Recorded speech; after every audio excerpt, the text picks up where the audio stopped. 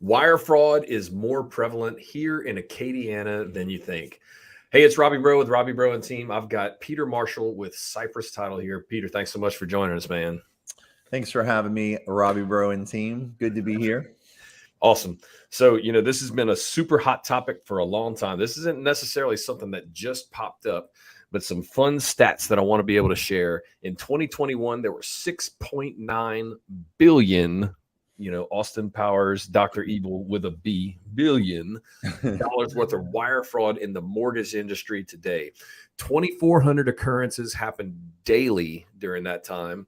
FBI is classifying it as a major threat, and it's happening right here in Acadiana. So tell us a little bit about it, Peter. Yeah, just to kind of emphasize that stat, almost 50% of title agents like me experience wire fraud attempts at least once per month. So that just goes to show you that this isn't just a story where, hey, remember that one time. We're regularly having to battle it. We're regularly having to deal with it. I hear stories constantly, and the stories are devastating. This isn't just somebody went and filled your credit card up with gas charges or Walmart orders. This is life savings that are being depleted. And another stat: whenever this wire fraud is initiated, over 71% is unrecoverable. So we're talking, billions of dollars that are unrecoverable. It's awful. So let's dive into that. How does this happen? Generally, the scam that we're seeing is it's all emails. It's all via email. You basically have these hackers, and they're watching. They're watching interactions between all of these parties that are involved in this real estate transaction, and I think you might have the list.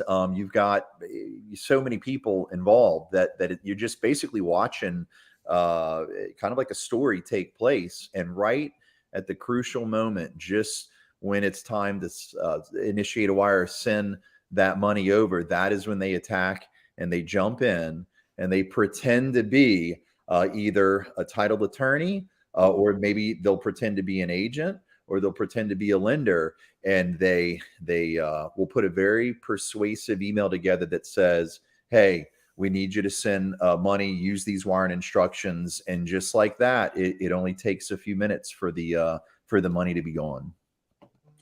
Well, I've got a little surprise for everybody right here too. This has actually happened or attempted to happen to me through you guys. So I want everybody to be able to jump in and be able to see kind of what happened.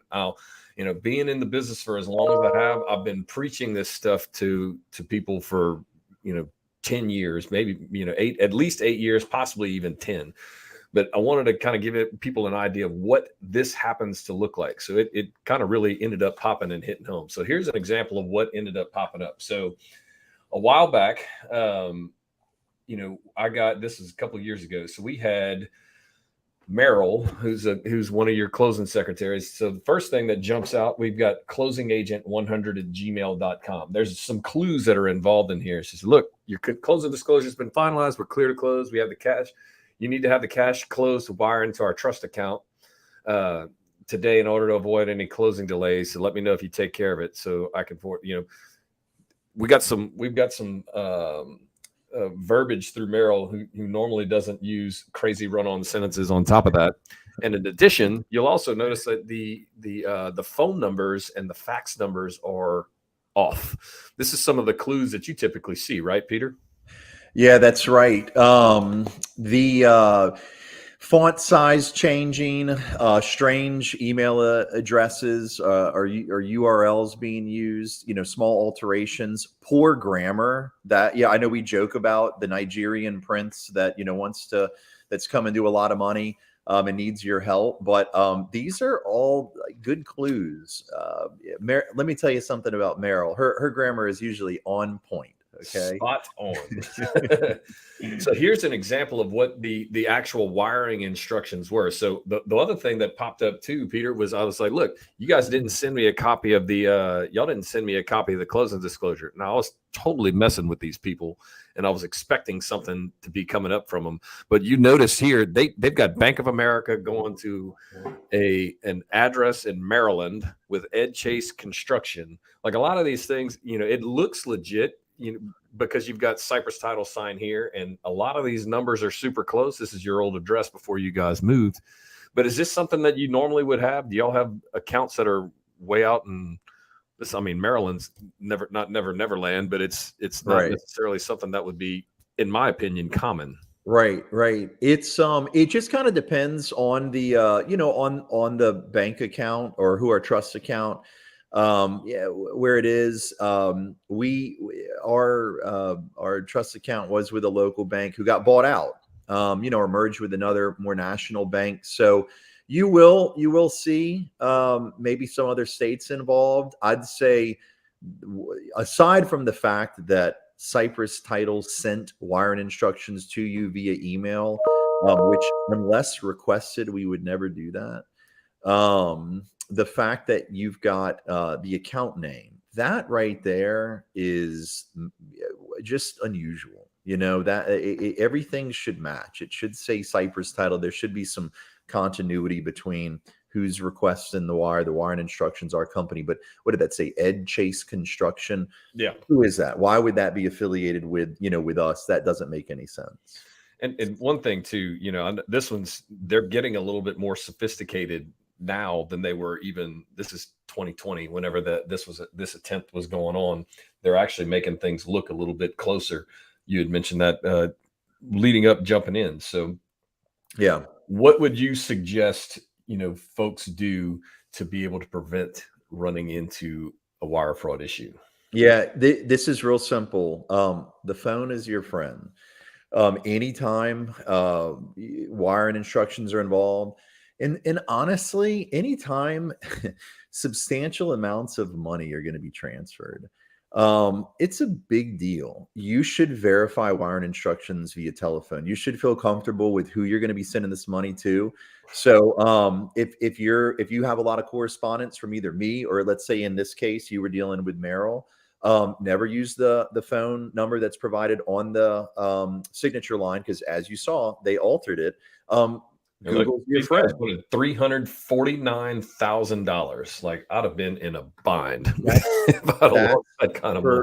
For regular people like me, Robbie, that's a lot of money. But I mean, imagine just losing that. It's typically that stat. 71% of it's unrecoverable. That money's gone. And so the phone is your friend. In that instance, I think I had mentioned to you this earlier when we were setting up. 100% of any scam that has been attempted on us, and also the people that I talk to in the industry, I don't know of one scam that could not have been prevented if somebody had just done their due diligence, picked up the phone, maybe gone to Google, gone to that title company, typed in cypresstitle.com, obviously seen, hey, this is our legit website, call the number, verify wiring instructions. Occasionally people will ask us to email our wiring instructions, and we'll do that. In that instance, no email hacker is going to know that phone call took place.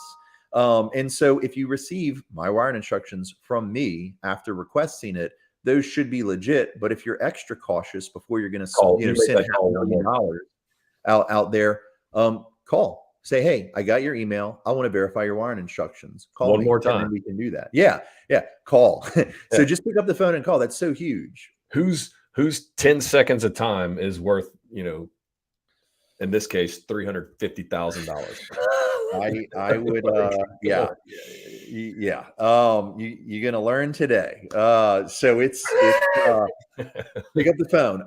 And there are some other tips that you can use. But honestly, pick up the phone. It really is the number one method. And just to kind of give you an example of of how it's just common practice. We receive wires every day, multiple wires for the transactions that for the loans that people are getting to purchase their homes.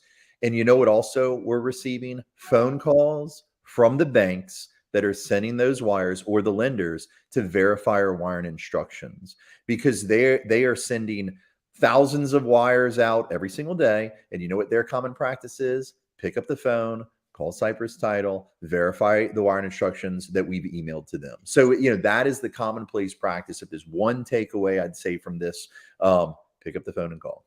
Absolutely. And just to reiterate, guys, just because this deal popped up between, Cypress Title and myself for a home that I was looking to purchase, there's no telling, a lot of people will think, the consumer may think, man, it was the title company's fault because I got that email from them.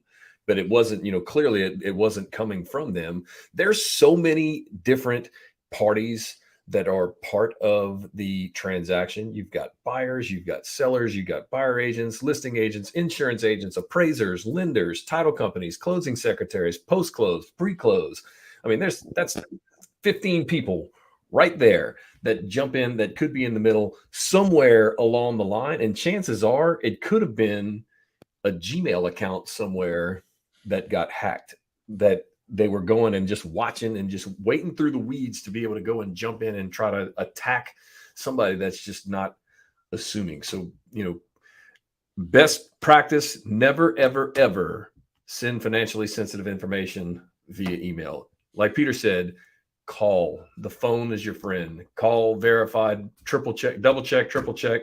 The old saying of measure twice, cut once. That goes extra true when it comes to wire fraud. No, that's definitely good advice. We do have a platform that we use to send encrypted emails, and also you can log in and enter info in real time, and so that that's one method that we use to try to get around it. But like you mentioned, once those emails start flying from all these parties involved, it's easy just to reply all, or get caught up in it and not go the encrypted route. So it's tricky navigating through that, but there are a few procedures in place that they can be they may a little more time consuming, but again, the time that it took you to make the $350 million and save it in your account is going to be much longer than the time I would assume that it would take for you to pick up the phone, call, or just deal with an encrypted type of communication with the title company. Absolutely. Peter, where can they find you, man? Who, me? Yeah. When I don't have my green screen farmhouse behind me, I'm at Cypress Title, Lafayette, Lake Charles. Peter at cypresstitle.com. That's a legit email. But of course, hey, if you're concerned and you want to send me some sensitive info, you can always just pick up the phone, go to Google, go to the legit Cypress Title website, and ask for Peter Marshall. And that is the secure way to get a hold of me. That's the way to get a hold of Peter. Man, thanks so much for joining us and kind of shedding a little bit of light on all this craziness that we got going on here in the mortgage industry. Yes, excellent. Y'all stay vigilant. And it was great chatting with you, Robbie. This is a real important topic that we're going over. So hopefully agents, lenders, and of course, home buyers and sellers all take note. Thanks so much. All right, man. Have a good one.